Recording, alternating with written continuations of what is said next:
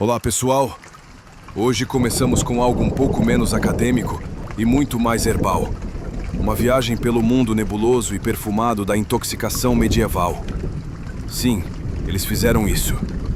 Mas acredite em mim, as coisas ficaram estranhas e às vezes surpreendentemente criativas. Então, antes de se sentir confortável, reserve um momento para curtir o vídeo e se inscrever.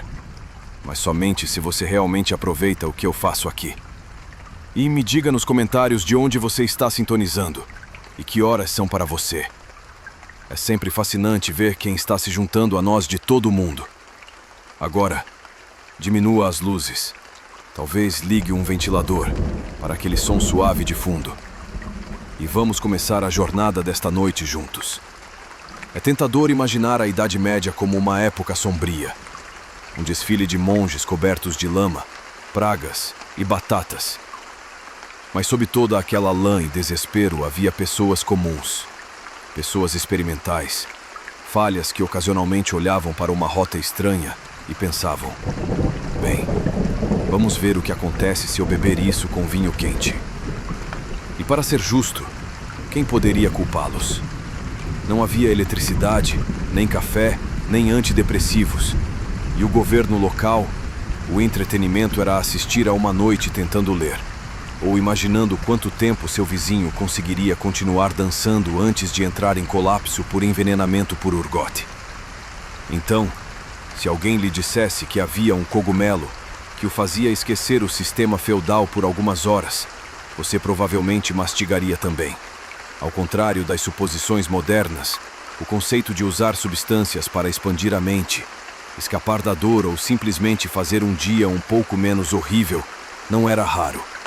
Estava enraizado na cultura, mas não era chamado de ficar chapado. Não havia duplas medievais de maconheiros rindo atrás das pilhas de feno. Em vez disso, termos como estados visionários, inspiração divina, alívio da dor ou, em casos extremos, casos uó, médicos usavam ervas. Monges as cultivavam. Bruxas, dependendo de quem você perguntasse, aplicavam-nas. E quase todos encontraram essas substâncias de alguma forma, através de rituais, de medicina ou de consumo acidental de pão mofado. A gama de intoxicantes medievais não era limitada a um tanque de cerveja quente, embora isso ajudasse. Eles tinham raízes que gritavam, flores que turvavam a visão, sementes que induziam sonhos proféticos e ungüentos que faziam as pessoas acreditarem que estavam voando nuas pelo céu com a equipe de buffet de Satanás. Ficar chapado não era necessariamente recreativo. Era medicinal, espiritual, ou às vezes apenas julgamento muito ruim com o estômago vazio. E dependendo da sua posição social, pode ter sido feito por um barbeiro, freira ou um camponês descalço chamado Lobo que aprendeu isso com um esquilo muito sábio. No mundo medieval, você não precisava de um beco sombrio ou de um clube com cordas de veludo para colocar as mãos em algo que altera a mente. Tudo o que você precisava era de um jardim, um pilão e um vago descaso para dosagem. Porque naqueles dias, a natureza era a traficante. E ela nem sempre estava gentil. A Europa medieval estava transbordando de plantas, raízes, fungos e resinas que podiam curar sua dor de cabeça ou fazer você acreditar que se casou com uma árvore. A linha entre a medicina e a viagem mística foi, digamos, artisticamente interpretada por médicos, monges, parteiras e andarilhos. Todos os herbalistas se envolveram com botânica, com vários níveis de treinamento e entusiasmo. Se você quisesse algo para te derrubar, acalmar seus nervos ou fazer você ver Deus em sua sopa, eles tinham opções. Pegue meimendro, por exemplo. Esta planta era como a versão natural da roleta russa. Preparado propriamente, aliviava a dor e trazia o sono. Preparado de forma inadequada, introduzia você a um conjunto inteiramente novo de problemas, como convulsões e um forte desejo de tirar os próprios sapatos, enquanto corre através da floresta gritando. Ou mandrágora, a raiz vagamente em forma de um humano. A lenda dizia que ela gritava quando puxada do chão, um barulho tão letal que poderia matar um homem. Isso não impedia as pessoas de desenterrá-la de qualquer maneira, geralmente amarrando-a a um cachorro e ficando longe. Ingerir mandrágora podia induzir visões, inconsciência e, em um bom dia, sonhos proféticos. Em um dia ruim, bem, você não precisaria mais de ervas. Então havia Belladonna, também conhecida como erva moura mortal, que é exatamente o tipo de nome que grita talvez não. Era usada para dilatar as pupilas por beleza, mas também para tratar a dor, causar alucinações e, ocasionalmente, morte. O autocuidado medieval era um negócio ousado. Essas ervas eram frequentemente combinadas em chás, tinturas, óleos ou aquelas famosas pomadas voadoras, das quais falaremos em breve. E elas nem sempre foram consumidas voluntariamente. Às vezes, eram aplicadas durante cerimônias religiosas, procedimentos médicos ou por um boticário bem-intencionado que pensava que um pouco mais de raiz não faria mal, mas machucaria. Ah, Meimendro, o equivalente medieval de vamos ver o que este botão faz. Conhecido pelos botânicos como Iociamos niger e por todos os outros como a coisa que fazia o tio Bernard pensar que ele era um pato, Meimendro era um alimento básico da farmácia não oficial da Idade Média. Usado em toda a Europa durante séculos, ele não era apenas uma planta casual, era um humor. Monges registraram suas propriedades em ervas. Médicos o usavam para aliviar a dor e bruxas o usavam para andar de vassoura através da imaginação. E os camponeses esperavam principalmente não comê-lo acidentalmente. Então o que exatamente o Meimendro fazia? Bem, depende. Em pequenas doses, agia como um sedativo. Podia aliviar dores de dente, ajudar com insônia e tornar o parto um pouco menos traumático. Em outras palavras, era a versão medieval de tome 2 e tente não gritar. Mas em doses maiores, ou apenas doses mal cronometradas, podia causar delírio, alucinações selvagens, agitação e, em alguns casos, uma conversa sincera com um nabo que você pensava ser sua avó falecida. Ele contém escopolamina e iociamina, que interferem com os neurotransmissores no cérebro. Para colocar de forma não científica, seu cérebro medieval fica estranho. Distorções visuais rápidas, desorientação, boca seca, sede extrema e explosões espontâneas de dança interpretativa estavam todos no menu. Meimendro era frequentemente fumado, fermentado em chás ou mesmo combinado com gordura espalhado na pele. Um popular método de entrega para quem não gostava de ter a consciência organizada de forma linear. Agora, era legal? Tecnicamente, sim. Substâncias controladas ainda não existiam, mas eram controversas, especialmente com a igreja. Qualquer coisa que alterasse a percepção era suspeita. As visões deveriam vir de santos, não de arbustos. Ainda assim, Meimendro tinha fãs entre curandeiros, místicos e pessoas sem nada a perder. Chegou até mesmo a ser incluído em receitas de cerveja, antes de ser proibido, em favor de aditivos mais seguros, como o lúpulo. Poucas plantas no mundo medieval eram tão temidas, reverenciadas e dramaticamente incompreendidas como a mandrágora. Uma raiz tão potente e estranhamente em forma humana que desencadeou uma mistura de folclore e puro pânico. Essas pomadas não eram engolidas, eram aplicadas topicamente, muitas vezes em locais, bem, mais íntimos, para melhor absorção. E como exatamente aplicar uma substância pegajosa, alucinógena e perigosa em si mesma sem assistência? Bem, você precisava de um aplicador. Insira a vassoura. Literalmente. Segundo relatos históricos e confissões extraídas, frequentemente sob tortura, algumas mulheres aplicavam essas pomadas nas vassouras e então as usavam para aplicar a substância. A sensação de voar vinha não apenas da imaginação, mas de um estado profundamente alterado induzido pelos ingredientes. Isso criou a imagem duradoura da bruxa montada em sua vassoura, viajando pelos céus noturnos. Agora, se isso soa completamente inventado, sim, pode ser, em parte exagerado.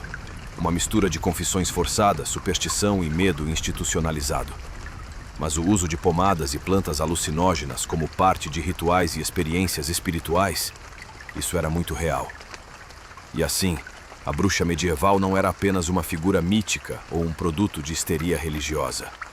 Em muitos casos, ela era uma mulher com conhecimento de ervas, medicina popular e práticas que desafiavam o controle da igreja. E a vassoura, um símbolo de poder, sabedoria marginalizada e, sim, talvez um pouco de experimentação psicotrópica. Essas histórias, mesmo as mais improváveis, revelam um passado onde o desejo humano de escapar, curar ou entender o mundo interior encontrou formas tão criativas quanto perigosas. Hoje temos comprimidos, cápsulas e prescrições. Ontem, eles tinham raízes gritantes, pomadas suspeitas e sonhos com árvores que falavam. E se há algo que a história da intoxicação medieval nos ensina, é que a busca por alívio, transcendência ou simplesmente um momento de esquecimento é uma constante humana. A forma muda, a necessidade permanece. Então, da próxima vez que você passar por uma planta esquisita ou ouvir um sussurro vindo da sua sopa, lembre-se, talvez você só esteja vivendo sua própria pequena fatia da Idade Média. Não foram tomados por via oral porque os ingredientes eram tóxicos e os estômagos são notoriamente ingratos. Em vez disso, foram aplicados topicamente. E por topicamente, queremos dizer membranas mucosas. E por membranas mucosas, queremos dizer sim, exatamente o que você está pensando. Daí a vassoura, ou como algumas fontes delicadamente expressaram, um cajado ungido para transporte, era usado como veículo para aplicar a pomada em áreas com alta absorção. Não exatamente PG, mas altamente eficaz. Em poucos minutos, os usuários relataram visões de voar pelo céu noturno, participar de festas com o diabo, ou simplesmente pairar sobre a aldeia como o drone mais confuso do mundo. É claro que essas eram alucinações, mas numa época em que a magia, a medicina e o misticismo dividiam um beliche, ninguém questionava muito. Inquisidores e teólogos tomaram nota, é claro, não porque estavam interessados em farmacologia, mas porque viam o voo como evidência de convívio com demônios. O que é irônico, considerando que as alucinações eram induzidas quimicamente e profundamente duvidosas. Mas quando é que a justiça medieval alguma vez precisou de evidências? Enquanto a Europa medieval estava ocupada aplicando veneno em vassouras e chamando isso de viajar pelo ar, algo muito mais sofisticado estava acontecendo no sul e no leste, nas cidades florescentes do Islã. A Era de Ouro entra com o haxixe, a resposta vegetal ao medo existencial e ao camelo. Feispos e alva, a Sicontecingo Esteixa. Feispos e alva, o tráfico derivado da resina de cannabis e haxixe era amplamente utilizado em regiões como a Pérsia, o Egito e o Levante. E ao contrário da abordagem, esfregue isso no seu cotovelo e encontre Satanás, da Europa, estudiosos islâmicos, místicos e médicos documentaram seus efeitos com um nível de detalhe que sugere testes de campo. O haxixe era frequentemente consumido oralmente, geralmente misturado com mel, especiarias ou outras ervas, tornando-se o primeiro comestível a, na verdade, ter um gosto bom, ao contrário da tradição da Europa medieval de chás amargos e coisas que cheiravam a meias estragadas. Seu uso não era apenas recreativo, embora sim, absolutamente acontecesse. O haxixe era frequentemente associado ao sufismo, o ramo místico do islamismo, onde os praticantes buscavam a união espiritual com o divino. Acreditava-se que ajudava a dissolver o ego e iniciar uma contemplação profunda, ou, pelo menos, encorajar longos olhares pensativos para as paredes. Na verdade, muitos poetas e filósofos sufis falavam de haxixe da mesma forma que compositores modernos falam sobre términos ruins, com intensa emoção e metáforas abstratas, e neblina suficiente para fazer você se perguntar se eles estavam bem. É claro que nem todo mundo era fã. Muitos governantes islâmicos tentaram proibir o uso de haxixe periodicamente, temendo que isso levasse à preguiça, decadência moral ou pessoas rindo muito durante a oração.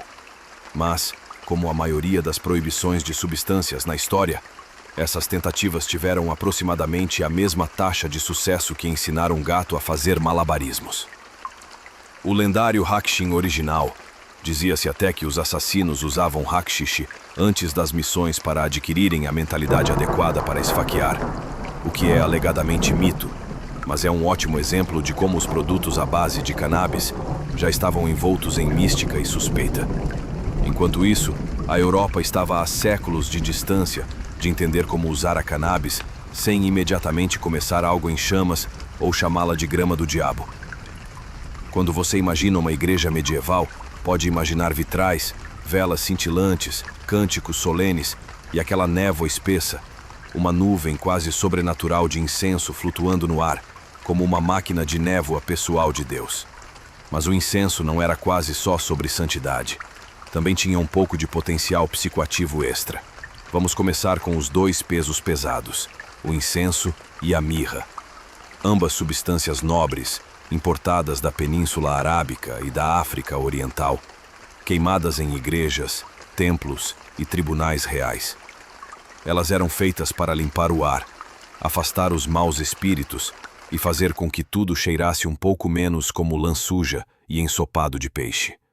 Mas aqui está a diferença. Estudos modernos mostraram que a queima de incenso libera compostos, especialmente o acetato sensorial, que podem afetar o sistema límbico do cérebro. Tradução: se você se sentou em fumaça suficiente, o canto gregoriano não era a única coisa que fazia sua cabeça flutuar. Em ambientes mal ventilados, ou seja, todas as capelas medievais, a exposição prolongada ao incenso poderia causar um leve efeito tranquilizante, especialmente se combinado com desidratação, jejum ou tédio extremo. Não era incomum que monges ou devotos relatassem visões durante longos serviços. E embora muitas vezes atribuíssem isso à inspiração divina, é possível que alguns tenham sido apenas levemente zumbis pelos vapores da resina. E se você acha que isso foi limitado a espaços cristãos, pense novamente. O incenso era um elemento comum em mesquitas, sinagogas, templos budistas e até mesmo em rituais pagãos pré-cristãos.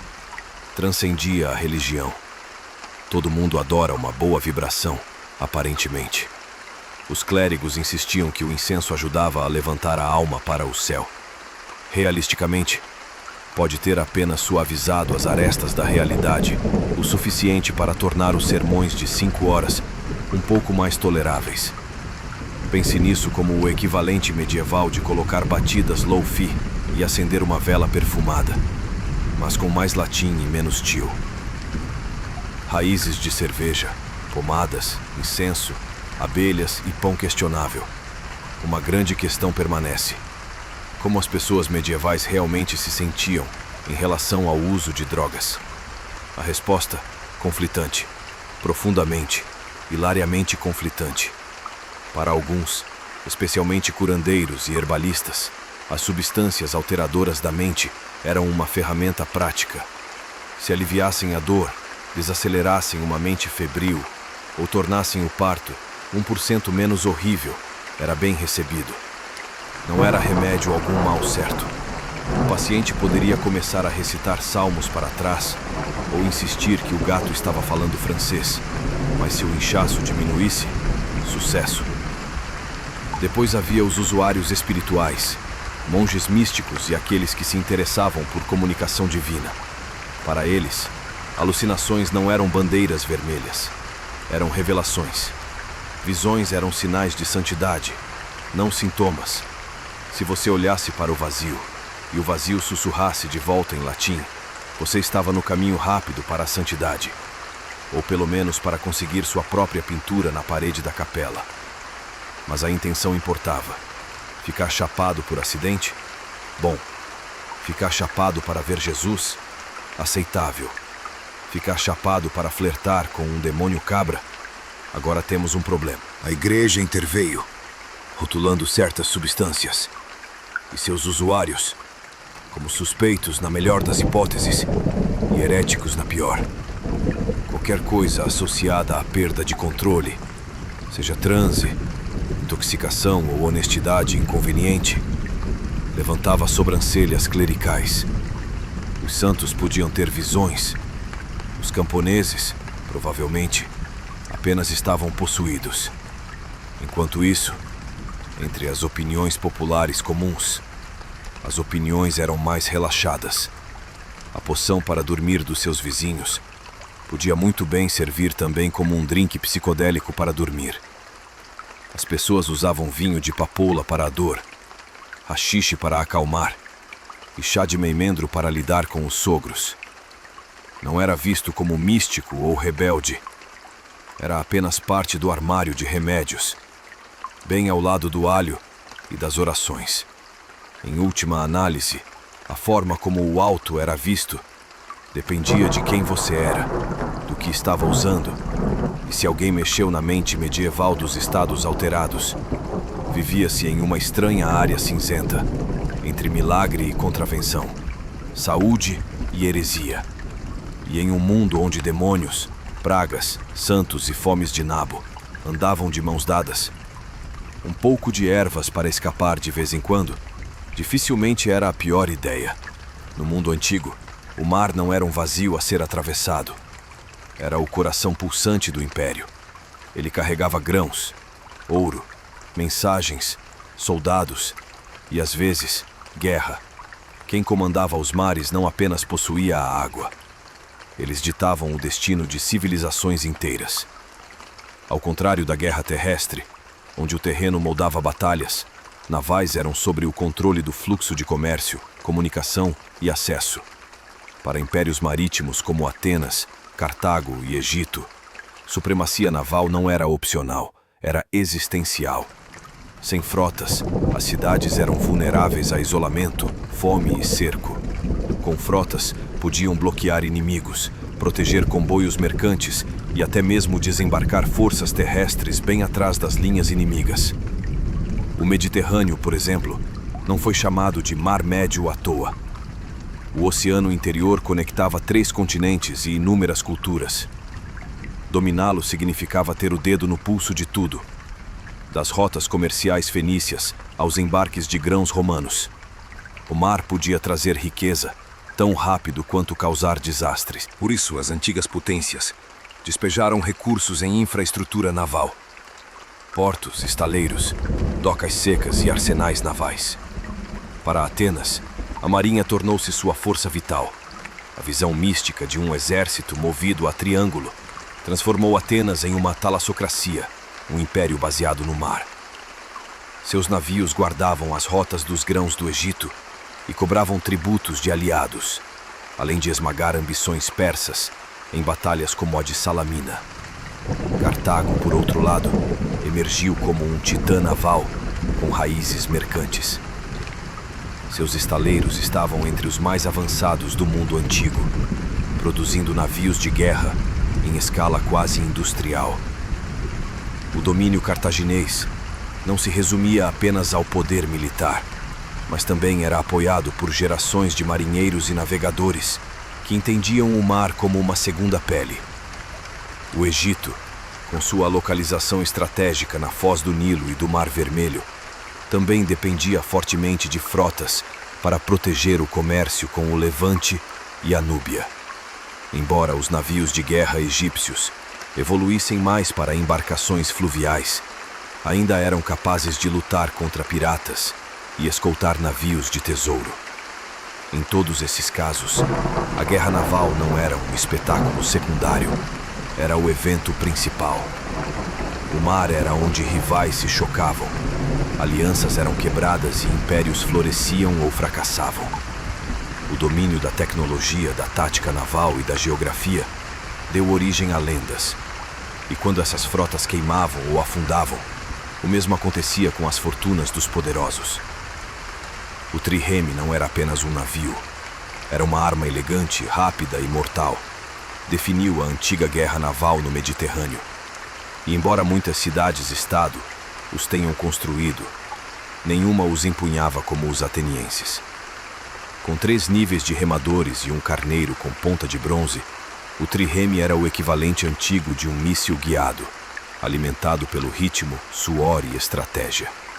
Um trireme típico media cerca de 120 pés de comprimento e apenas 18 pés de largura. Estreito? Sim. Mas esse era o ponto. Seu casco fino permitia cortar a água com mínimo arrasto, enquanto seu baixo calado permitia operar próximo da costa para ataques e desembarques. O nome trireme vem de suas 3 fileiras de remadores empilhadas verticalmente. Esses não eram amadores. Cada um era um marinheiro treinado, que sabia como se mover em uníssono a velocidades de até 9 nós. Em batalha, a característica mais temível do trireme era o carneiro, uma proa revestida de bronze reforçada com carvalho, projetada para esmagar o casco inimigo com força devastadora. Mas o impacto não era apenas sobre velocidade. Era necessário tempo preciso e ângulo certo. Muito reto, e seu navio poderia ficar preso, ou até virar. Capitães habilidosos, como os da Marinha Ateniense, aperfeiçoaram a arte do jackplows, uma manobra que envolvia deslizar através das linhas inimigas, girar rapidamente e atingir os flancos expostos. Acima do convés, o trireme carregava um pequeno contingente de fuzileiros navais, geralmente entre 10 a 20 homens fortemente armados e alguns arqueiros. Seu papel era abordar navios inimigos ou defender-se contra abordagens. Mas não se engane, o trireme não era uma fortaleza flutuante. Dependia de agilidade, não de armadura. Um erro de movimento e você estava acabado, e eventualmente derrotou Atenas no mar, encerrando sua era de supremacia naval. Marineia. A frota ateniense, que um dia havia simbolizado democracia, inovação e domínio, tornou-se um lembrete de como o poder marítimo pode tanto elevar quanto afundar uma civilização. No entanto, o legado da Marinha Ateniense perdurou. Suas inovações em design naval, táticas de combate e organização social influenciaram gerações futuras de marinheiros e estrategistas. A própria ideia de que uma cidade poderia projetar seu poder por meio do mar, conectando culturas, defendendo interesses e moldando impérios, foi profundamente enraizada no mundo antigo por causa deles. Assim como os ventos impulsionavam os triremes através das águas do Mediterrâneo, as decisões humanas, políticas, econômicas e militares impulsionavam o destino das nações. E no coração desse turbilhão, entre remos, bronze e estratégia, estava a compreensão ancestral de que quem controlasse os mares controlaria o mundo. Eventualmente, esmagou a Marinha Ateniense em Egospotomia em 405 a.C. com sua frota. Atenas foi levada à rendição pela fome. Ainda assim, o legado do poder naval ateniense perdurou, mostrando que uma cidade-estado com terras limitadas poderia se tornar uma força imperial através do domínio do mar. Também provou que os navios poderiam ser ferramentas políticas tanto quanto armas. Se Atenas governasse a Ásia, Cartago dominou o Mediterrâneo Ocidental. Fundada por colonos fenícios por volta de 800 a.C., no que hoje é a Tunísia, Cartago construiu seu poder não apenas na conquista, mas também no comércio marítimo e inovação naval incomparável. No século IV a.C., Cartago não era apenas uma cidade rica, era o centro nevrálgico de uma extensa rede marítima que se estendia da Espanha à Sicília e do norte da África à Sardenha. O poder cartaginês foi possibilitado por sua frota.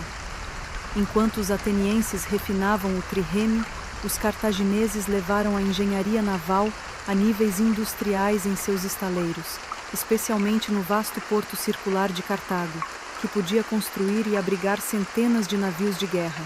Estes não eram números teóricos. Cartago tinha um sistema de docas estilo linha de montagem que permitia rápida construção e reparação. Algo sem precedentes no mundo antigo. Navios cartagineses, frequentemente quadriremes ou quinquerremes, eram mais pesados do que os triremes atenienses, projetados não apenas para a velocidade, mas para o poder. Sua doutrina naval pendia para o abalroamento e abordagem, apoiados por experientes fuzileiros navais mercenários e marinheiros fenícios e líbios que cresceram no mar. O domínio marítimo da cidade não era apenas sobre força, era sobre comércio. os mercadores cartagineses navegavam pelas costas atlânticas da Europa e da África, comercializavam estanho e prata e traziam de volta mercadorias exóticas. A marinha assegurava que piratas, comerciantes rivais ou ambições romanas não interferissem nesse lucrativo fluxo. E então vieram as guerras púnicas. Roma, surgindo na Península Itálica, reconheceu que derrotar Cartago significava construir uma marinha do zero. Quando capturaram um cartaginês encalhado, um quinquerreme, fizeram engenharia reversa, completa com o Corvus, uma rampa de embarque que neutralizou a superioridade marítima de Cartago, transformando batalhas navais em escaramuças terrestres. Apesar das derrotas iniciais, Cartago manteve-se firme, graças aos seus brilhantes comandantes navais e à maestria tática.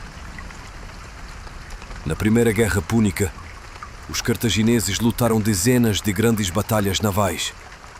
Em Trapani, executaram uma manobra impecável que destruiu uma frota romana, apesar de estarem em menor número, provando que Cartago ainda sabia como comandar o mar. Mas a quantidade eventualmente superou a qualidade. A persistência romana, melhores linhas de abastecimento e disciplina brutal mudaram a maré. No final da Segunda Guerra Púnica, a frota de Cartago desapareceu, seus estaleiros foram desmantelados e seu poder foi quebrado. Ainda hoje, a lenda do domínio naval cartaginês perdura. Eles não eram apenas guerreiros na água, eram comerciantes experientes, construtores navais inovadores e navegadores ousados que outrora dominaram os mares através da riqueza e da madeira. Quando pensamos no Antigo Egito, imaginamos pirâmides, faraós e templos, não frotas. Mas o Egito foi uma das primeiras civilizações a adotar o poder naval, tanto no Nilo quanto no mar. Seus navios podem não ter sido tão famosos quanto os triremes gregos ou os quinquerremes cartagineses, mas durante milhares de anos, o Egito confiou nas embarcações para manter o seu império, transportar tropas e proteger suas linhas de vida econômicas. O Nilo era a rodovia e artéria do Egito, conectando o norte e o sul, o deserto e o delta. Já em 3000 a.C., os construtores navais egípcios fabricavam embarcações a partir de juncos de papiro e, mais tarde, de madeira de cedro, importada do Líbano. Esses barcos fluviais transportavam grãos, soldados, ouro e até estátuas colossais. Os faraós lideraram expedições navais para o sul, na Núbia, e para o leste, através do Mar Vermelho, até Punt, uma terra misteriosa rica em incenso, marfim e animais exóticos. Mas as ambições navais do Egito não se limitavam ao rio. Na época do Novo Império, 1550 a 1070 a.C., o Egito desenvolveu frotas marítimas capazes de desafiar piratas, repelir invasões e projetar poder além de suas fronteiras. Sob governantes como Tutmés III e Ramsés III, o Egito usou navios de guerra em campanhas contra os povos do mar, uma confederação de invasores que ameaçavam o Mediterrâneo Oriental. Essas batalhas, registradas em relevos vívidos em Medinet Habu, mostram arqueiros egípcios atirando de navios e fuzileiros navais, envolvidos em combate corpo a corpo brutal a bordo de estreitos convéses de madeira. Ao contrário dos triremes gregos, os navios egípcios eram embarcações com velas largas e manobrabilidade limitada. Frequentemente apresentavam plataformas de combate elevadas e eram tripulados por arqueiros, lanceiros e marinheiros treinados em ambos, combate e navegação. Sua principal vantagem era a mobilidade ao longo das costas e rios, onde podiam rapidamente mobilizar soldados ou interceptar o tráfego mercante. A força naval egípcia também sustentou sua economia com exportações de grãos para o Levante e o comércio com os Egeus, garantido por navios de escolta. Portos como Biblos e Tanis tornaram-se centros de comércio e logística naval. Até mesmo governantes estrangeiros procuraram construtores de navios egípcios para suas embarcações. Com o tempo, O poder naval do Egito diminuiu sob ondas sucessivas de domínio estrangeiro, líbio, assírio, persa e eventualmente grego e romano. Mas seu longo legado de guerra ribeirinha e costeira estabeleceu a base para as tradições navais no Antigo Oriente Próximo. Os navios do Egito podem não ter dominado o mar aberto, mas dominaram o ritmo da navegação imperial, onde o Nilo fluía, onde os ventos permitiam e onde o poder exigia.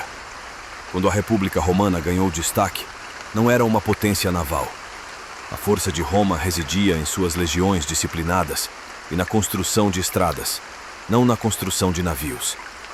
Mas isso mudou drasticamente e rapidamente quando a República se viu em uma disputa acirrada pelo controle do Mediterrâneo contra Cartago. O resultado foi uma das transformações navais mais dramáticas da história antiga. No início da Primeira Guerra Púnica, em 264 a.C., Roma quase não tinha frota. Cartago, enquanto isso, tinha séculos de domínio marítimo. Mas os romanos não foram dissuadidos. De acordo com a lenda, capturaram um quinquerreme cartaginês e o usaram como protótipo. Em poucos meses, produziram em massa uma marinha, reunindo centenas de navios por meio de pura mão de obra e organização em nível estatal. Mas Roma sabia que não poderia superar os cartagineses no mar. Então mudou as regras do jogo. Introduziram o Corvus, uma ponte de embarque equipada com uma ponta de metal. Este dispositivo transformava batalhas navais em brigas de infantaria, a especialidade de Roma. Com ele, os fuzileiros navais romanos podiam abordar navios inimigos em massa, transformando o combate naval em algo muito mais familiar aos soldados romanos. Os resultados foram dramáticos. Em batalhas como Milas e Cabo Ecnomo, os marinheiros relativamente inexperientes de Roma derrotaram as veteranas tripulações cartaginesas por pura agressão e eficácia do Corvus. Eventualmente, o Corvus foi abandonado. Tornava os navios perigosamente pesados, mas já havia virado o rumo da guerra. Na Segunda Guerra Púnica, a infraestrutura naval de Roma havia amadurecido. Suas frotas patrulhavam as linhas de abastecimento, protegiam o Mediterrâneo Ocidental até a Península Ibérica e África, e interrompiam a capacidade de Aníbal de reforçar suas forças de Cartago. Bloqueios navais e desembarques anfíbios tornaram-se táticas padrão no Império. O controle romano dos mares expandiu-se ainda mais. A classes misenenses e a classes ravenates foram duas das principais frotas imperiais, estacionadas para proteger rotas comerciais, suprimir a pirataria e transportar tropas. Embora nem sempre na vanguarda da guerra, a Marinha forneceu apoio logístico e estratégico vital, mantendo o Império interligado. Ao contrário de Atenas ou Cartago, Roma não construiu uma identidade marítima. Usava o mar como ferramenta, algo a ser dominado quando necessário. E ainda, no primeiro século depois de Cristo, o Mare Nostrum, nosso mar, era mais do que uma ostentação, era realidade. Roma pode ter nascido em terra, mas seu destino foi selado na água, através da inovação, adaptação e transformação implacável, convertendo o mar de uma vulnerabilidade em uma fortaleza. Líder calculista e ambicioso, pronto para desafiar o status quo regional naquela época, o Império Medo, governado por as eras dos reis, ainda dominavam a Pérsia, mas o equilíbrio de poder estava mudando e Ciro estava pronto para inclinar a balança. O catalisador foi a traição. De acordo com várias fontes, incluindo Heródoto e a Crônica Babilônica, o general Medo Harpago, o próprio homem ordenado anos antes para matar o bebê Ciro, nunca havia esquecido o destino cruel de seu filho. Agora, anos depois, ele estava em uma posição de agir. Secretamente, ele enviou mensagens a Ciro encorajando-o a se levantar e prometeu apoio dentro das fileiras medianas. Foi o início de uma revolta que abalaria o mundo antigo. Por volta de 553 a.C., Ciro oficialmente fez a Pérsia se rebelar. Antes um reino subordinado, agora declarou independência e guerra. Não se seguiu uma única batalha decisiva, mas uma série de campanhas prolongadas. Durante mais de 3 anos, As forças de Ciro avançaram mais profundamente no território Medo, atraindo o apoio de nobres descontentes e aliados regionais. Sua reputação cresceu não apenas pela competência militar, mas também pela contenção. Ele frequentemente poupava a vida de inimigos rendidos, ganhando medo e admiração. Enquanto a corte de Astíages se desfazia, a lealdade foi corroída. Quando o confronto final ocorreu por volta de 550 a.C., não foram os medos que triunfaram, foi Ciro. Astíages foi traído por seu próprio exército e pelos outrora poderosos medos. O império desmoronou quase da noite para o dia. Ciro entrou em Ecbatana, a capital mediana, não como um conquistador bárbaro, mas como um novo tipo de governante. Ele respeitava as tradições locais, preservou estruturas administrativas medianas e incorporou muita confusão em seu crescente governo. Esta política de inclusão tornar-se-ia uma marca registrada de seu governo. Com a Média sob seu controle, Ciro unificou o planalto iraniano. Mas este não foi o fim, foi o começo.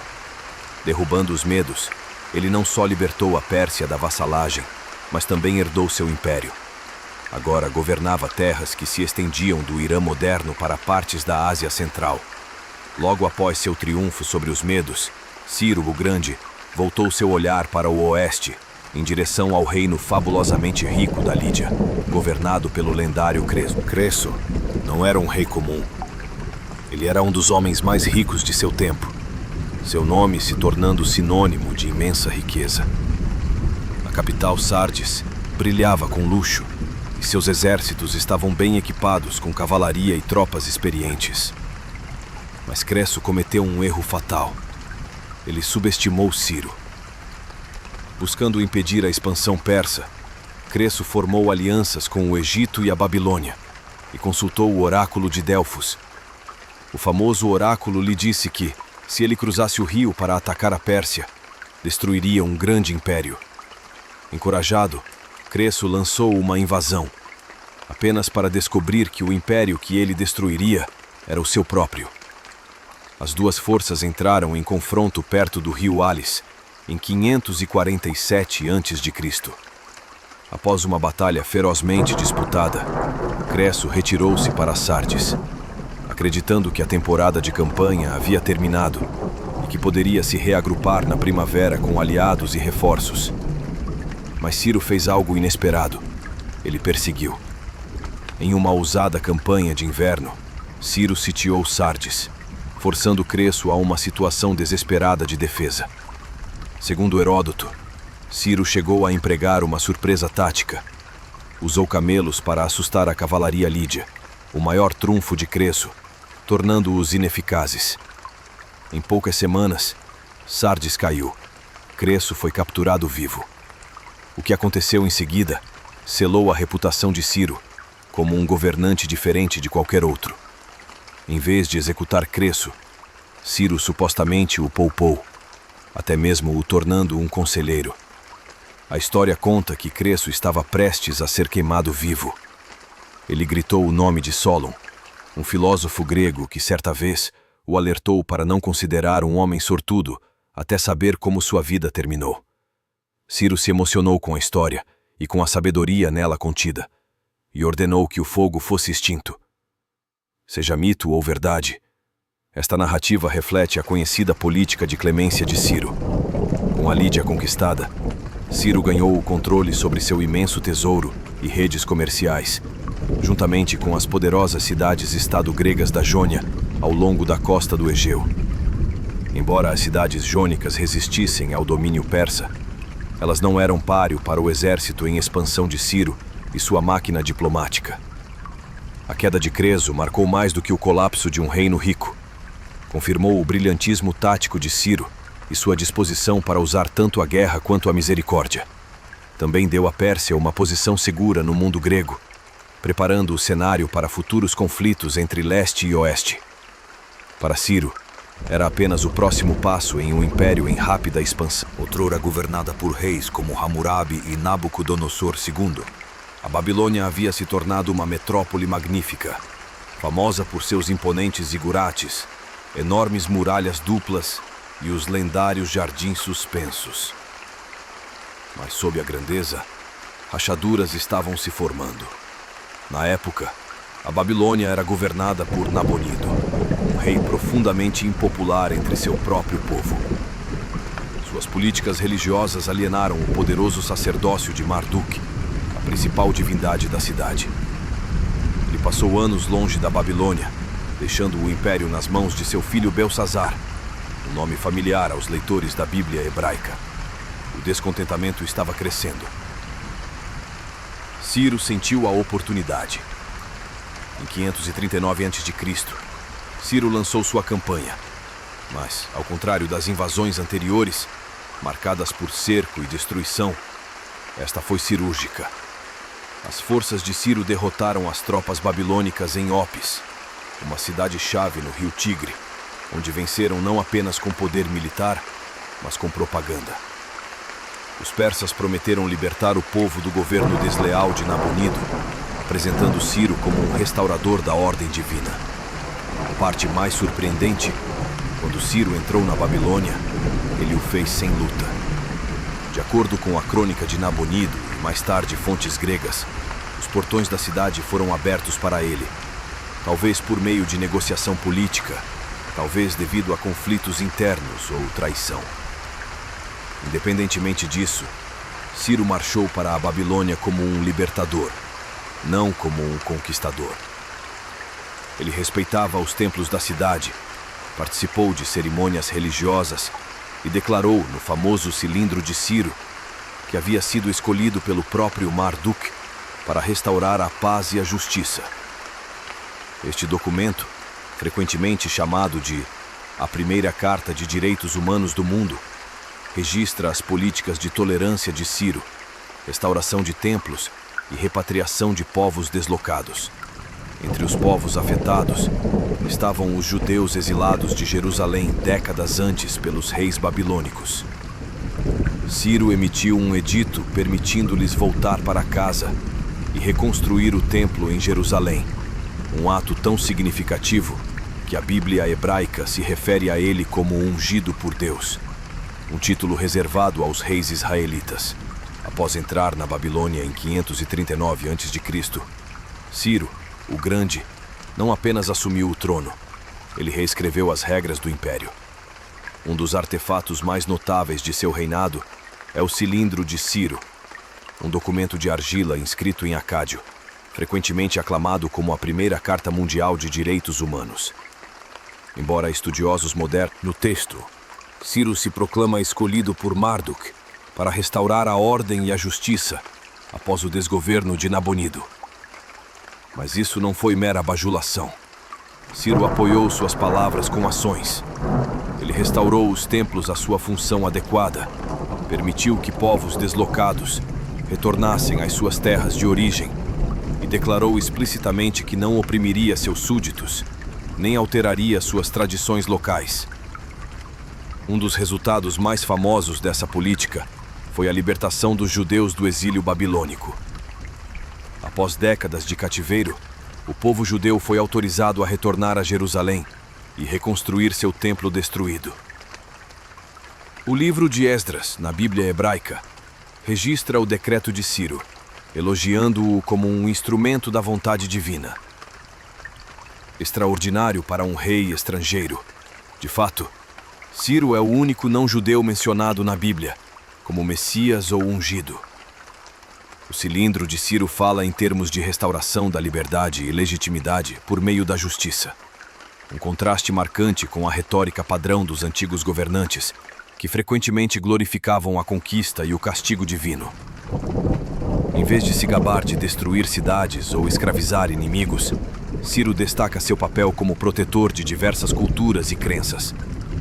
Isso não era fraqueza, era estratégia.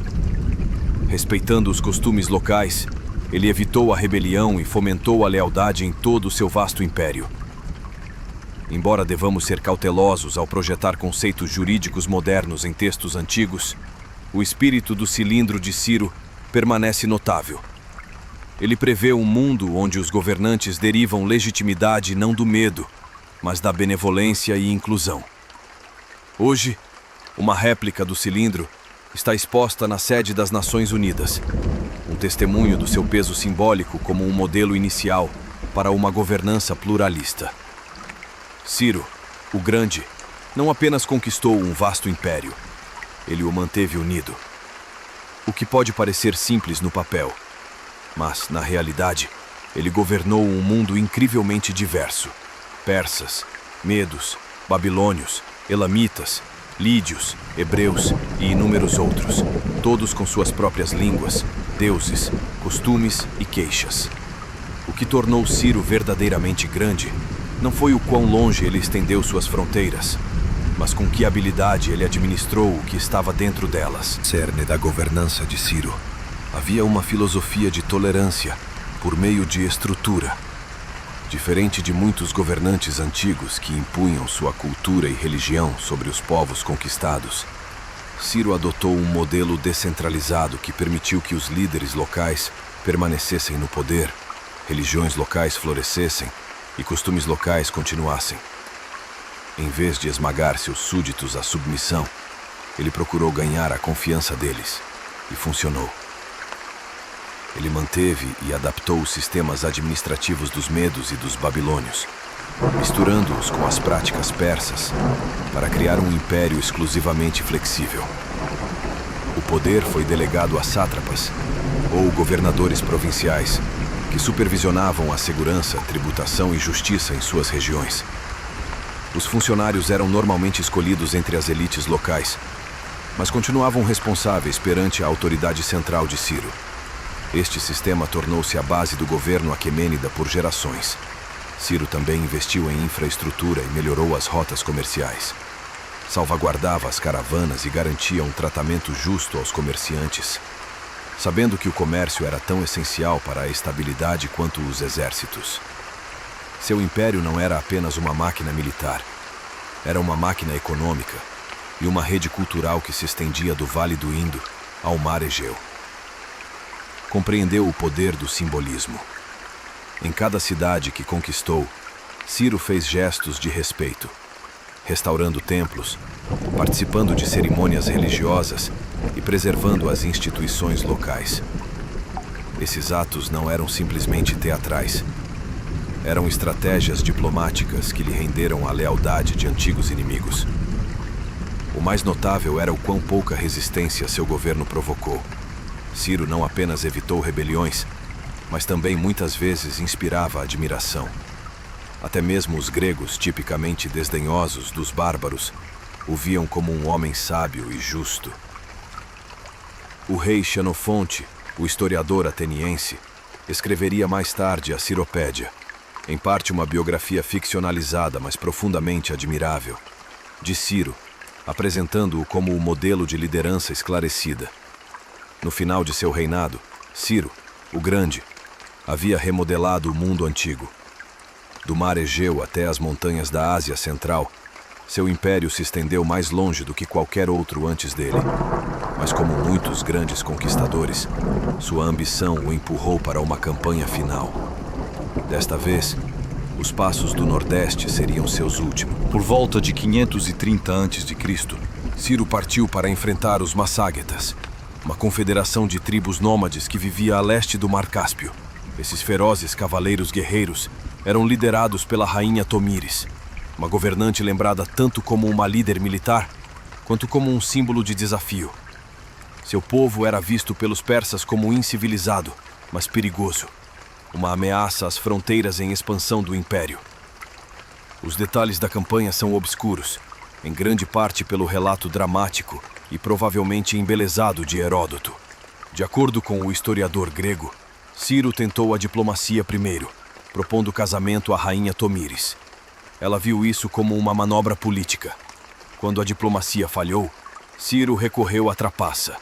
Deixou para trás um banquete de vinho e comida rica, sabendo que os masságetas não estavam acostumados ao álcool. Depois de uma festa de bebedeira, muitos de seus guerreiros foram emboscados e massacrados, incluindo o filho da rainha. Devastada e enfurecida, Tomíris jurou vingança. Na batalha climática que se seguiu, os masságetas dominaram as forças persas. Ciro foi morto em combate. Heródoto afirma que Tomires teve seu corpo decapitado e colocou sua cabeça em um odre cheio de sangue, declarando: "Beba sua porção de sangue, você que tinha sede dele." Embora o final horrível possa ser mais mito do que fato, é certo que Ciro morreu durante essa campanha, longe das grandes cidades que ele havia conquistado. Seu corpo foi finalmente devolvido a Pasargada, a capital que ele fundara na Pérsia, e enterrado em um túmulo modesto, porém digno, que ainda existe hoje como um testemunho de seu legado. Sua morte marcou o fim de uma era. O trono passou para seu filho Cambises II, que continuaria a expansão do império, notavelmente no Egito.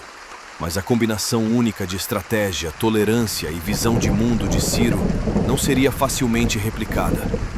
Quando Ciro, o Grande, morreu, ele deixou para trás mais do que um vasto império. Ele deixou para trás um projeto político, uma filosofia, um precedente e uma reputação tão reverenciada que, mesmo séculos depois, seu nome ainda inspirava admiração. O Império Aquemênida, fundado por Ciro, foi o maior que o mundo já havia visto até aquele ponto, estendendo-se do Egeu ao Indo. Mas o que importava não era apenas o tamanho, era como funcionava. As políticas de inclusão e tolerância de Ciro e sua inovação administrativa continuaram sob seus sucessores. Seu filho Cambises II e mais tarde Dário o Grande não apenas expandiram o império, mas formalizaram sua estrutura. A satrapia, o sistema pioneiro de Ciro, tornou-se uma pedra angular da governação imperial. Esses governadores regionais mantinham a lei e a ordem, arrecadavam impostos e respondiam diretamente ao rei, permitindo ao império permanecer vasto e surpreendentemente eficiente. A liberdade religiosa e cultural permaneceu a política oficial. Templos e divindades locais eram respeitados em todo o império, desde os zigurates babilônicos até os santuários egípcios. As elites locais eram frequentemente mantidas no poder, sob supervisão persa, e as rebeliões eram raras. Não por medo, mas porque muitos súditos descobriram que o domínio persa era menos opressivo do que os regimes anteriores. Ciro também ajudou a estabelecer a ideia da realeza como um papel moral e não apenas político. Ele não era meramente rei da Pérsia. Assumiu títulos como Rei dos Quatro Cantos do Mundo. Mas, ao contrário dos tiranos orgulhosos do passado, sua legitimidade estava ligada ao bem-estar de seus súditos. Isso não era apenas propaganda. Refletia uma mudança real na filosofia imperial. A boa governança fazia parte da grandeza. Mesmo na morte, a influência de Ciro foi sentida. Seu túmulo em Pasárgada, uma estrutura simples de calcário, era um símbolo de humildade e permanência. O próprio Alexandre IV Dura, séculos depois, visitou o túmulo de Ciro e supostamente lhe prestou homenagem, ordenando sua restauração depois de ter sido profanado. Na Pérsia, Ciro não era apenas lembrado, ele era reverenciado. Mais tarde, dinastias persas invocariam seu legado para legitimar seu próprio governo. Os sacerdotes zoroastrianos o associaram à justiça divina, e a identidade nacional iraniana continua a celebrá-lo como o pai da nação.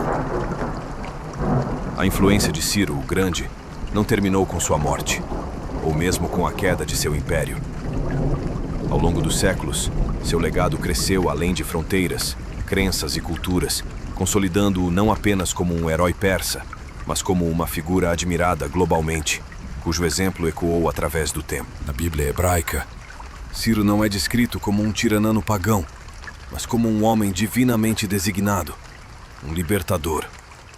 O livro de Isaías se refere a ele como o ungido do Senhor, um título de outra forma reservado aos reis israelitas. Seu decreto permitindo que os judeus retornassem a Jerusalém e reconstruíssem o templo marcou uma virada na história judaica. Para muitos, ele continua sendo um gentil justo, um raro exemplo de um governante poderoso que usou seu poder para restaurar, não destruir, fé e liberdade. Na Grécia, apesar de séculos de conflito com a Pérsia, Ciro era frequentemente retratado como o modelo do monarca. O escritor ateniense Xenofonte, aluno de Sócrates, escreveu a Ciropédia, em parte, um relato ficcional da vida de Ciro, que o apresentou como o governante ideal, sábio, justo, moderado e corajoso. Embora não seja uma biografia histórica estrita, moldou o pensamento helenístico e romano sobre liderança e ética nos séculos seguintes. Na tradição islâmica, alguns estudiosos e comentaristas identificaram Ciro com Du al-Qarnayn, o de 2 chifres, mencionado no Alcorão, um rei justo que construiu uma grande muralha para proteger seu povo do caos e da injustiça. Embora essa identificação seja debatida, reflete o respeito que Ciro comanda em todas as tradições abraâmicas. Historiadores modernos e líderes políticos também buscaram inspiração em Ciro. Em 1776, Thomas Jefferson teria mantido uma cópia da Ciropédia ao seu lado. No século XX, o último Shah do Irã invocou Ciro como símbolo de unidade e reforma nacional. Hoje, o cilindro de Ciro, frequentemente apelidado de Primeira Declaração Mundial de Direitos Humanos, é exibido nas Nações Unidas como símbolo de tolerância e governança. O apelo de Ciro transcende a conquista. Ele é lembrado não apenas por sua crueldade ou pela construção de impérios, mas por sua rara habilidade de exercer o poder com justiça. Demonstrou que um império não precisava esmagar as diferenças para manter o controle, e que os governantes podiam ganhar lealdade por meio do respeito, não do medo. Mais de 2 milênios depois, Ciro, o Grande, continua sendo um paradoxo. Um conquistador celebrado por sua compaixão, um rei elogiado por aqueles que conquistou. Poucas figuras da história inspiram tanta admiração e menos ainda a merecem tanto. O cabelo bem cuidado era um marcador de feminilidade, e as mulheres de alto status frequentemente trançavam os cabelos em padrões complexos, às vezes usando fitas ou contas entrelaçadas nos fios. Uma mulher casada podia usar o cabelo enrolado ou parcialmente coberto para sinalizar seu estado civil, semelhante a como as alianças de casamento funcionam hoje. Alguns locais de sepultamento na Escandinávia incluem até pentes, grampos de cabelo e ferramentas de higiene, sugerindo que o cuidado diário e o orgulho com a aparência eram importantes para ambos os sexos. Havia também um ângulo jurídico fascinante. Nos códigos de leis viking, o cabelo desempenhava um papel na justiça. Cortar o cabelo de alguém sem permissão era considerado um insulto grave, que poderia levar à vingança, retribuição legal ou punição total. Rixas de sangue podiam surgir, porque o cabelo representava a honra. Desgraçar um guerreiro cortando seus cabelos era atacar sua posição social em si. E depois, há a mitologia. Os próprios deuses nórdicos tinham cabelo icônico. Thor, com sua barba ruiva flamejante. Os truques de transformação de Loki frequentemente envolviam mudanças no cabelo ou na forma. E claro, a deusa Sif, cujo cabelo dourado era tão lendário que, quando Loki o cortou como uma brincadeira, ele teve que implorar aos anões para forjar uma substituição mágica de ouro real. O cabelo não era apenas identidade mortal, era moeda divina. Os romanos sabiam uma coisa ou duas sobre controle, e isso se estendia aos seus penteados. Em um mundo onde política, classe e gênero eram todos rigidamente regulados, o cabelo tornou-se uma das ferramentas mais sutis, porém mais poderosas, de navegação social, especialmente em círculos de elite. Suas madeixas podiam literalmente declarar sua lealdade, seus valores e sua ambição. Vamos começar com os homens romanos. No início da República, o cidadão romano ideal usava cabelo curto, conservador e prático, bem cuidado e arrumado. Qualquer coisa mais longa que isso era considerada suspeita, estrangeira, efeminada ou preguiçosa. Um corte de cabelo curto e rosto barbeado não eram apenas escolhas de moda, eram declarações cívicas que diziam: sou disciplinado, sirvo ao Estado, sou romano. Mas, à medida que o Império progredia, as coisas ficavam mais frouxas. Imperadores como Nero e Cômodo deixaram seus cachos crescerem em estilos extravagantes que imitavam os filósofos gregos ou mesmo estátuas divinas. Alguns exibiam o que hoje chamamos de coque romano, uma seção de cabelo cacheado ou empilhado na frente, esculpida para sugerir intelecto, juventude ou refinamento. Estes não eram acidentes, eram cuidadosamente elaboradas imagens públicas. O cabelo tornou-se propaganda. Para as mulheres romanas, os riscos eram ainda maiores. Os penteados tornaram-se quase arquitetônicos. O famoso estilo da Torre Flaviana, uma montanha literal de cachos e tranças presas acima da cabeça, era um visual de alto status possível apenas pelo trabalho escravo, ferros quentes e horas de esforço. Quanto mais rica a mulher, mais elaborado o penteado, pois isso significava que ela tinha tempo livre e empregados para mantê-lo. O cabelo também podia mostrar lealdade política. As imperatrizes frequentemente estreavam novos estilos em estátuas e moedas, que eram então copiados por mulheres da classe alta em todo o império. Usar um penteado como o da imperatriz não era apenas bajulação, era lealdade.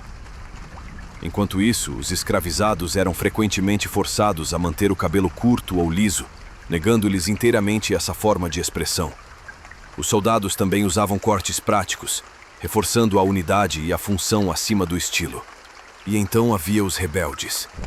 Alguns romanos deliberadamente deixavam o cabelo crescer ou adotavam estilos bárbaros para mostrar desdém pelos valores imperiais. Por exemplo, os gladiadores frequentemente usavam penteados dramáticos para construir personas de palco, parte atleta, parte celebridade, parte ameaça. No Japão antigo, o cabelo não era apenas uma característica pessoal, era um emblema de dever, disciplina e tradição profundamente enraizada. Em nenhum lugar isso foi mais visível do que no icônico chonmaji, o nó superior característico usado por samurais. Este não era apenas um corte de cabelo, era um contrato cultural. Originalmente, o chonmaji começou como uma escolha prática. A coroa raspada mantinha os capacetes, especialmente os capacetes de samurai, os kabuto, mais confortáveis e seguros na batalha. Mas com o tempo, à medida que a paz se instalou durante o período Edo, o estilo tornou-se menos sobre combate e mais sobre identidade. O nó superior tornou-se um símbolo rígido de status de guerreiro, honra e submissão ao Bushido, o caminho do guerreiro. Cortá-lo não era apenas um corte de cabelo, era uma morte simbólica. O samurai desgraçado podia ser obrigado a remover seu coque ou fazê-lo ele mesmo, como um sinal de que não era mais digno de sua posição. Em casos extremos, o corte do nó superior precedia o suicídio ritual, realizado para expiar a vergonha. O cabelo das mulheres japonesas também transmitia mensagens sociais poderosas.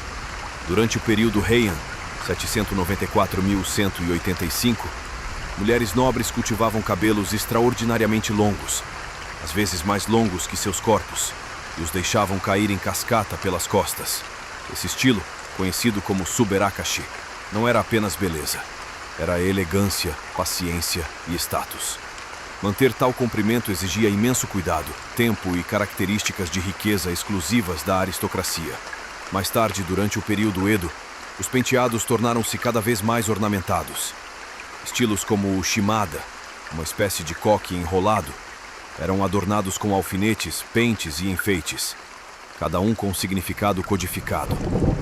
Certos estilos indicavam estado civil, idade ou até profissão. Cortesãs e geishas, por exemplo, usavam penteados deslumbrantes e elaborados, não apenas para atrair clientes, mas também para sinalizar seu treinamento, nível de estágio e experiência. O cabelo também podia ser uma forma de rebelião. Durante certos períodos, leis do shogunato restringiam penteados com base na classe. Violar esses códigos, mesmo deixando o cabelo crescer do jeito errado, podia atrair suspeita ou punição. Ainda assim, artistas, atores e até mesmo ronin, samurais sem mestre, frequentemente quebravam as regras para fazer declarações ousadas sobre identidade e resistência. No Japão antigo, o cabelo era preso, literal e figurativamente, por dever, devoção e drama. Seja na dignidade silenciosa de um samurai ou no elegante redemoinho no topo da cabeça de uma geisha, era um ato. Na África antiga, o cabelo não era apenas um estilo pessoal, era uma linguagem. Das tranças intrincadas do Sahel aos cachos imponentes dos penteados Ra, O cabelo servia como cartão de identidade, expressão espiritual e até ferramenta de sobrevivência.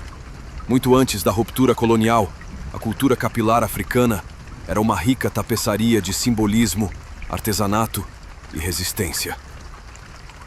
Vamos começar com a vizinha do sul do Antigo Egito, Núbia. Comunidades núbias, frequentemente injustamente eclipsadas na história convencional, desenvolveram tranças e torções estilizadas que comunicavam status, idade e clã. Rainhas núbias como Amanitore e Amanichaketo usavam perucas trançadas complexas e adereços de cabeça que rivalizavam até com a realeza egípcia, afirmando seu poder e beleza em termos ousados e inconfundíveis. Mais a oeste, no que é hoje a Nigéria, os povos Yorubá e Igbo já tratavam o cabelo como meio artístico. Estilos complexos não eram apenas para exibição, eram cuidadosamente planejados, com certos padrões reservados para noivas, guerreiras ou iniciadas espirituais. Os cabeleireiros eram altamente respeitados, quase como sacerdotes. Confiar seu cabelo a alguém era confiar sua essência. Entre o povo Imba da Namíbia, a pasta de ocre vermelho feita de pedra em pó e gordura de manteiga ainda é usada hoje para revestir e esculpir tranças elaboradas. Esses estilos ocres não protegem apenas o cabelo do clima desértico. Eles significam tudo, da puberdade ao estado civil. O cabelo das mulheres Imba é literalmente moldado pelas estações da vida. Mas talvez o aspecto mais fascinante da história do cabelo africano resida em como ele codificava a resistência. Durante o tráfico transatlântico de escravizados, africanos usavam penteados como formas silenciosas de rebelião e lembrança. Trancinhas não eram apenas práticas, eram mapas. Alguns padrões simbolizavam rotas de fuga ou pontos de encontro seguros. Outros preservavam estilos ancestrais de caça, desafiando a era com cada torção e trança. Muitos países da África Ocidental, culturas raspavam a cabeça como sinal de luto ou transições espirituais, enquanto espessas dreadlocks podiam representar força, conexão com o divino ou com o guerreiro. O cabelo era sagrado, nunca apenas cabelo. O colonialismo estético viria a estigmatizar esses penteados, impondo ideais europeus de beleza. Mas as raízes da cultura capilar africana nunca foram totalmente apagadas. Elas viveram na memória, nas mãos. As tranças foram passadas de mãe para filha e agora estão sendo recuperadas em todo o mundo. Uma marca de submissão ou inferioridade.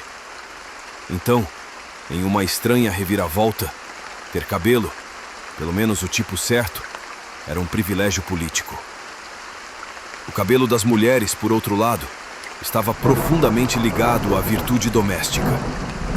Esperava-se que mulheres públicas, respeitáveis, usassem o cabelo preso e trançado ou enrolado em coques. Cabelo solto era frequentemente reservado para rituais específicos, particularmente luto ou práticas religiosas estáticas, como os cultos dionisíacos, onde o cabelo solto simbolizava uma ruptura com a ordem e a sociedade. As meninas normais usavam o cabelo solto até a puberdade, após a qual sua primeira trança era frequentemente cortada e dedicada a Ártemis, como parte de um ritual de amadurecimento. Este ato simbolizava tanto o fim da infância quanto o início da responsabilidade social. As deusas gregas também tinham cabelos característicos. O estilo de capacete de guerra bem arrumado de Atena simbolizava estratégia e disciplina. Os cachos esvoaçantes de Afrodite representavam sensualidade e beleza divina. Os penteados ajudavam os mortais a se alinharem com as divindades, emprestando características divinas ao imitar suas formas. Na China antiga, o cabelo era inseparável da filosofia moral, do dever familiar e do controle imperial. Dos nós superiores suaves dos estudiosos confucionistas aos coques ornamentados das damas da corte da dinastia Tang, cada fio tinha um propósito. Tanto o cabelo estético quanto o simbólico não deveriam ser alterados levianamente. Cortá-lo era frequentemente considerado uma ofensa grave, por causa do confucionismo, a piedade filial, um dos princípios fundamentais considerava os pelos do corpo como um presente sagrado dos pais.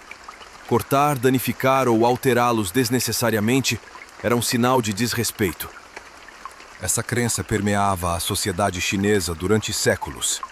Até mesmo os criminosos encaravam a raspagem de cabelo não apenas como uma punição, mas também como uma humilhação ritual e espiritual. Os homens geralmente usavam o cabelo comprido e o prendiam em um nó superior ou coque.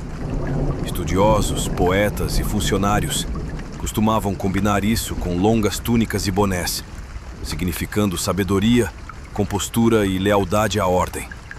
Ver um homem com a cabeça solta ou o cabelo despenteado em público era profundamente perturbador. Implicava loucura, luto ou rebelião. Os penteados femininos eram altamente dependentes da idade e do status. Jovens meninas geralmente usavam coques duplos ou rabos de cavalo laterais que as marcavam como solteiras. No casamento, o cabelo da mulher seria remodelado em um arranjo mais maduro e formal, geralmente um único coque preso com pentes, ornamentos de jade ou bastões de cabelo de ouro. Damas e imperatrizes durante a dinastia Tang levaram as coisas a alturas espetaculares, literalmente. Seus cabelos eram esculpidos em arranjos imponentes, adornados com alfinetes de fênix, flores e seda. Também havia política. Mudanças dinásticas, muitas vezes, trouxeram mudanças forçadas na aparência.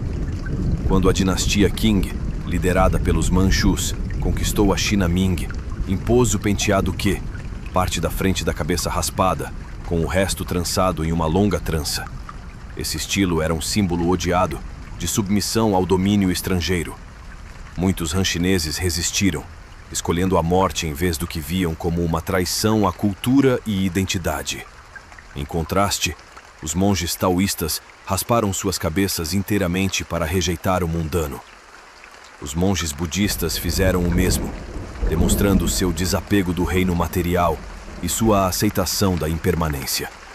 Na Índia antiga, o cabelo não era apenas uma característica física. Era sagrado, entrelaçado com a pureza ritual, identidade e simbolismo espiritual, tornando-se um meio poderoso de devoção e controle social. Desde os dreadlocks retorcidos dos sábios até as cabeças raspadas dos peregrinos, a cultura indiana contava histórias complexas de crença, disciplina e transformação. Os homens santos errantes, sadhus, renunciavam à vida mundana. Seus cabelos nunca eram cortados, penteados ou presos. Em vez disso, deixavam crescer em dreadlocks grossos e emaranhados, chamados jata. Essas mechas simbolizavam seu poder espiritual e desapego das preocupações materiais. Quanto mais longo e selvagem o cabelo, mais potente a mensagem. Essa pessoa transcendia a vaidade familiar e até mesmo a identidade. Para outros, as cabeças raspadas eram o ápice da santidade. Nas tradições hindus, os peregrinos frequentemente raspavam suas cabeças antes de visitar locais sagrados, oferecendo seus cabelos como um símbolo de rendição e purificação. Os primeiros cortes de cabelo das crianças eram mundanos e também rituais de passagem. Acreditava-se que limpavam o karma ruim de vidas anteriores. Rituais de luto também exigiam que homens próximos raspassem a cabeça, simbolizando humildade e desapego dos apegos mundanos. O cabelo também comunicava o status conjugal e a casta. Os homens de classe alta tradicionalmente mantinham um único tufo de cabelo no topo da cabeça, o shika, depois de raspar o resto. Esse nó superior os marcava como nascidos duas vezes, parte da classe sacerdotal ou acadêmica, e obrigados a realizar rituais sagrados. Cortar o shika sem motivo era semelhante à morte social. Os penteados das mulheres eram igualmente simbólicos. As meninas solteiras geralmente usavam o cabelo solto ou em tranças simples. Mulheres casadas prendiam os cabelos em coques ou estilos enrolados e bem oleados. Estilo trançado denotava disciplina, beleza e honra familiar. A ornamentação variava por região e riqueza, mas flores de jasmim, clipes de ouro e pentes decorativos eram comumente usados durante festivais e casamentos. O cabelo também estava ligado ao poder erótico. Textos antigos, como o Kama Sutra, descrevem arranjos sensuais de cabelo, enquanto esculturas em templos como Khajuraho retratam mulheres com cabelos intrincadamente estilizados, caindo em cascata pelas costas como esculturas líquidas. Em todo o mundo antigo, os penteados não eram apenas uma questão de se encaixar. Eles também eram usados para destacar, resistir e rebelar-se.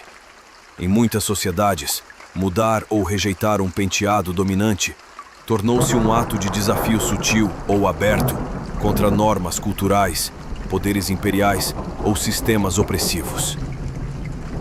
Na Judéia, sob o domínio romano, o povo judeu, governado por leis religiosas rigorosas, evitava a aparência elaborada, favorecida pelas elites romanas.